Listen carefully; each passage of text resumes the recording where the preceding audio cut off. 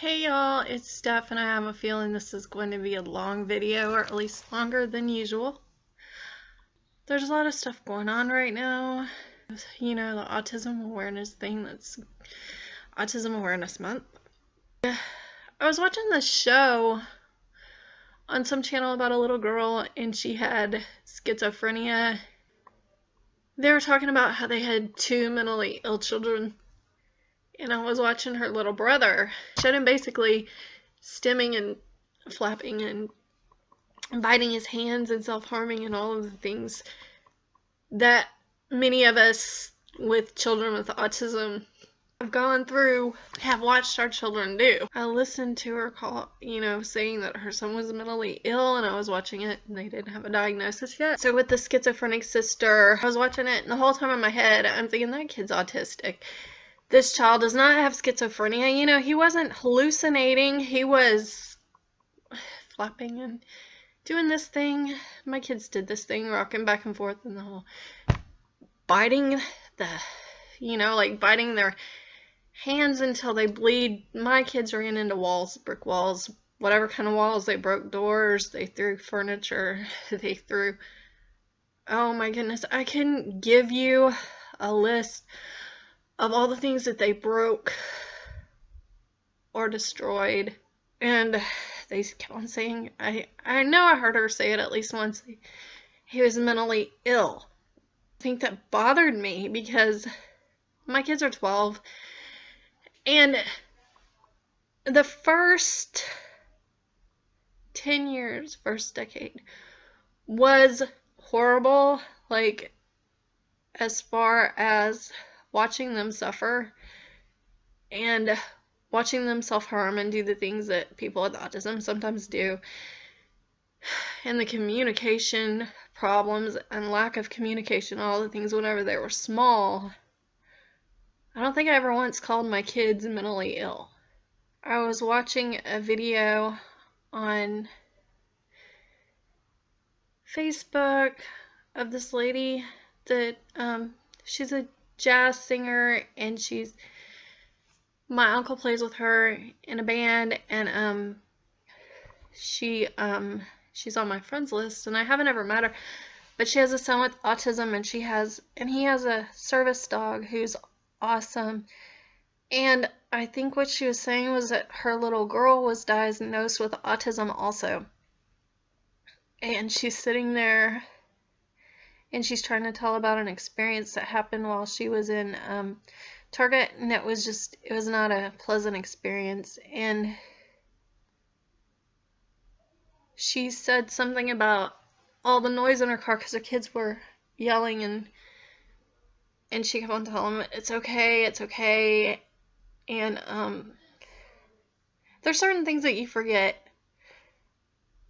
I guess, like with anything, you don't want to remember these things, but her kids are yelling and screaming, and she goes, this is normal for me, that's why I'm not reacting to it. And I remember that, but I hadn't remembered it in a long time. Matthew was definitely the hardest of the two of them too. There was no communication with Matt. You'd ask him a question. They didn't really have words. They used like this twin language between the two of them.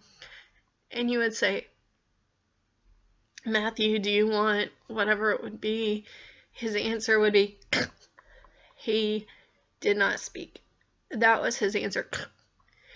And you just had to judge on your own, like, if it was a good, or if it was a bad, or if it was a no or a yes or a whatever. Sam was different. He was just really withdrawn.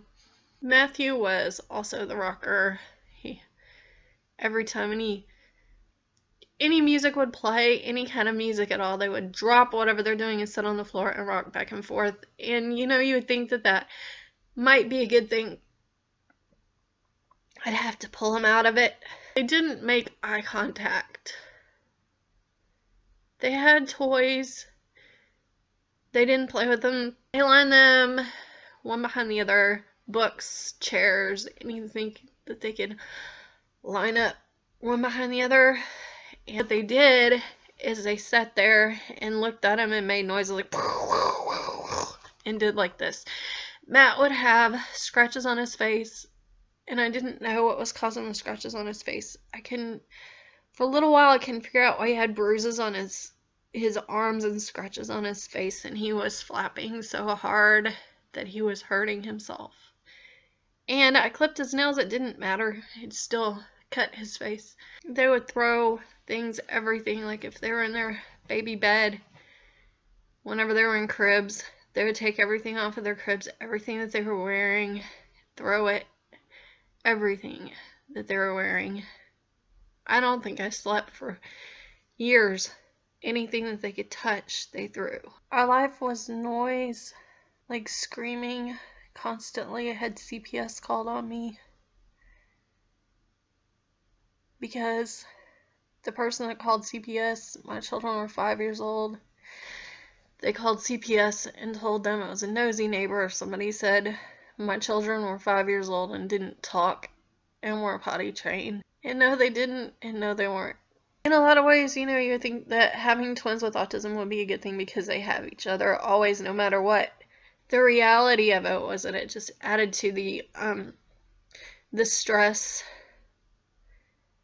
They fed off of each other. If one was having a meltdown, the other one was having a meltdown. And if one was laughing, the other one was laughing. It was hysterical laughter. It wasn't like normal laughter. It was hysterical laughter. You couldn't get them out of it. They would hit their sister, and I would say to them, that hurts her, but what they didn't understand was that whenever I said that hurts her, that doesn't mean that it hurts them too.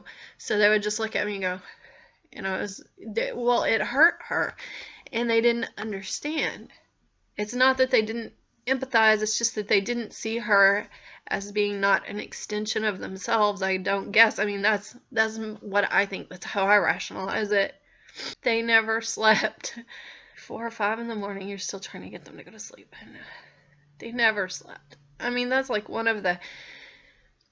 You hear it a lot, and you just think, whenever people say, my child never slept, the first thing you think is probably autism. They walked on their toes. They didn't play with things in the proper way. They turned their bicycles upside down and turned the wheels. One thing that Matthew did, if I was at a stop sign or a stoplight, I'd have to check my blinker because he would make the sound of a blinker if the car stopped, if he was in the back seat. And it sounded identical to it.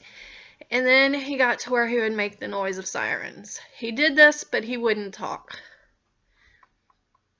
Later on, I guess it was like 3 years ago, maybe 2 years ago, Matt still couldn't tell you what 2 plus 2 was, but he could tell you if you said, whenever you're this age, like whenever you're 16, how old will your sister be? He could tell you, he could do the math, he just didn't understand it in the form of math. And they know every car that there is. They know every car. They don't always know the year, but they know the make and model of every car that they see. And how they learned that was looking at the bottom of the Hot Wheels car and Matchbox cars. I didn't know they could read but they were reading the bottom of the cars. They couldn't tell you if you read them a book or if they read a book. They could not tell you what it was about. They did not understand a story. We would go to Walmart or wherever, the grocery store, wherever, and I didn't ever embarrass me. I hear people sometimes saying that they were embarrassed. I was not embarrassed. They would take off their shoes and throw them. They would take off their socks. They would try to take off their pants and their shirt. Usually I would have a good, I don't know if you know how hard it is to go to a store with twins, but whenever you go to the store with twins who have autism, with the lights and the noise and everything else, you can't leave your kids at home. Don't leave your kids at home. Expose your kids to everything you can expose them to. Take them to dinner. Take them everywhere. These are things that I didn't really remember. Some of it is because I had forgotten a lot from just because it was a stressful situation, I guess. But the rest of it, I have a lot of trouble remembering things right before and right after my surgery and my surgeries, and this diagnosis was around that time, and therapy was going on afterwards, and it was just, oh my God, it was a nightmare. We had to quit therapy. We had to quit a lot of things because it was causing meltdowns and scheduling everything. My kids were becoming two Rain Man people. They were like, it was like 5 o'clock's dinner. Everything had to be on a schedule, and it's very hard to break them of that. I know some people with autism need that, but I had to remove that from my life to be sane. So, I know some people need it to be sane, but just to have normalcy, to be regular people, we had to remove that. Autism Awareness Month, for me, is hard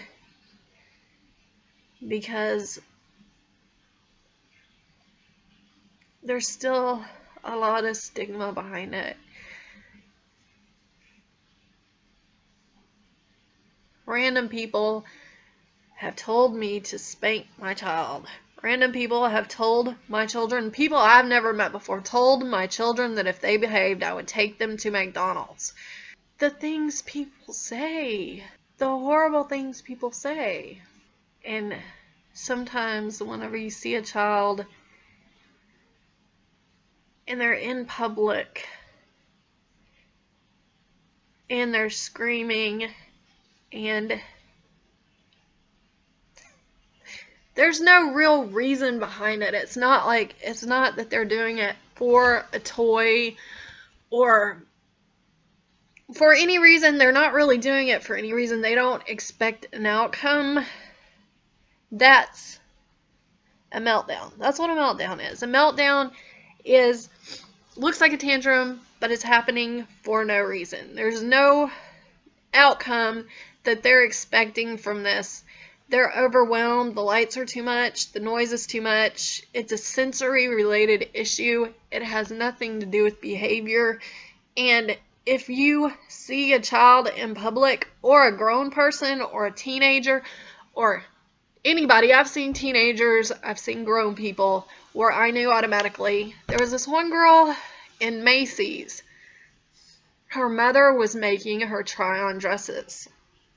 She started screaming. I mean, she was a teenager. She started screaming, and she was like, I don't remember what she said. I don't really remember the circumstances, but I remember that she was so overwhelmed, and it was not a tantrum. She was not saying that she wanted a particular dress or that she didn't want a particular dress or anything like that. It had nothing to do with that. It had to do with the fact that she was overwhelmed, and there are all these people that are standing there staring, which is incredibly rude anyway. And she's had all these different fabrics and things on her body, so she's feeling these different sensations or whatever that we're able to cope with. We don't have sensory issues generally. I mean, I do. But generally people don't have those kind of sensory issues, or they're not that bad. And this girl, she has all these different sensations from all these different fabrics and all these different things that she's trying on. And her body is saying, stop, that's enough. Because it's oversensitized. And it's such an easy concept to understand. And everybody's standing there staring, and whispering and saying things. And God, the girl was at a breaking point. We all get at a breaking point. We all have things that we do. We all have stems. We all have all of these things that we do. It's just that theirs is very extreme. And if you see a situation like this,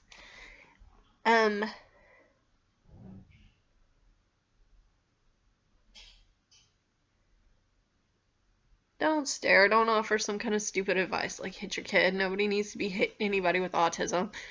It's ridiculous. Spanking doesn't work anyway. Not with children with neurological disorders. You don't hit somebody with a neurological disorder. It would be like hitting somebody with Down syndrome. Why the hell would you do it? But it's not going to help.